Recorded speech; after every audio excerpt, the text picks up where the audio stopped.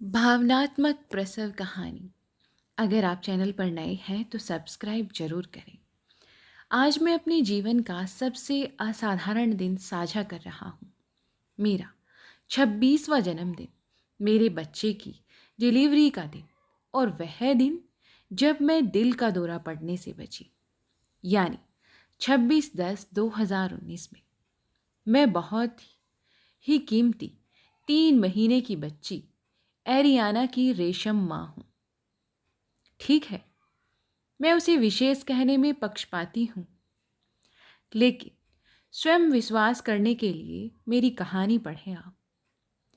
मैं सामान्य प्रसव का बेसब्री से इंतजार कर रही थी, लेकिन कुछ जटिलताओं के कारण मेरे डॉक्टर ने 24/10 को सी सेक्शन कराने का सुझाव दिया।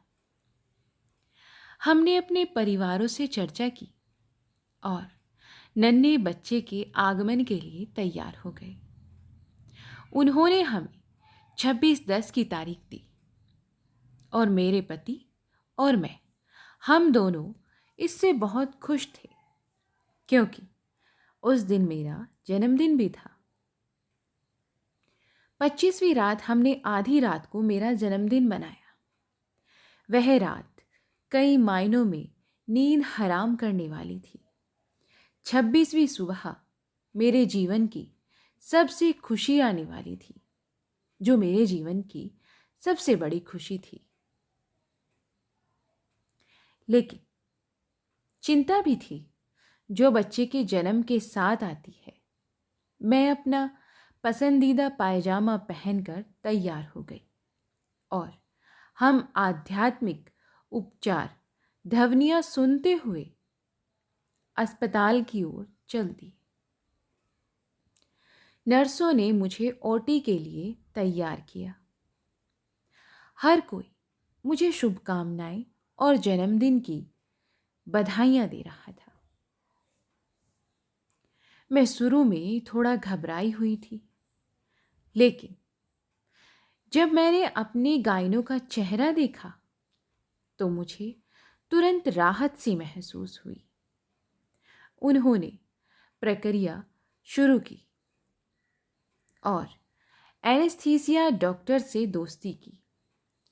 उनके साथ ऐसी बातचीत हुई कि उन्हें भी आश्चर्य हुआ कि मैं ऑपरेशन को लेकर बिल्कुल भी घबराई हुई नहीं थी। लेकिन बाद में हमें पता चला कि हमारे सामने क्या आने वाला था। टीम ने मेरी बच्ची का सफलतापूर्वक प्रसव कराया और डॉक्टर ने मुझे बताया कि उसे अभी अभी मेकोनियम बच्ची का पहला सोच हुआ है। उन्होंने मुझे उसका चेहरा दिखाया। मेरी आंखों में खुशी के आंसू थे, जो कि उस समय आने लाजमी थे, और मैंने ओटी में वही गाना गाना शुरू कर दिया जो मैं उसके लिए गाती थी। मैं गर्भवती थी। उन्होंने बच्ची को दूध पिलाया और उसे एनआईसीयू में अनिवार्य निगरानी के लिए ले गए, और तुरंत मैं अपनी सुध-बुध फिर से खो बैठी। मेरा शरीर अत्यधिक ठंड से कांपने लगा।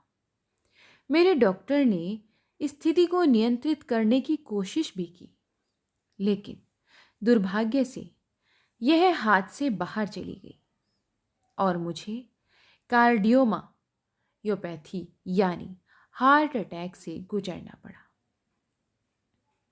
आगे क्या हुआ, हम आपको इस कहानी का सेकंड पार्ट जरूर बताएंगे।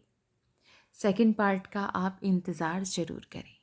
धन्यवाद, और चैनल को सब्सक्राइब जरूर करें।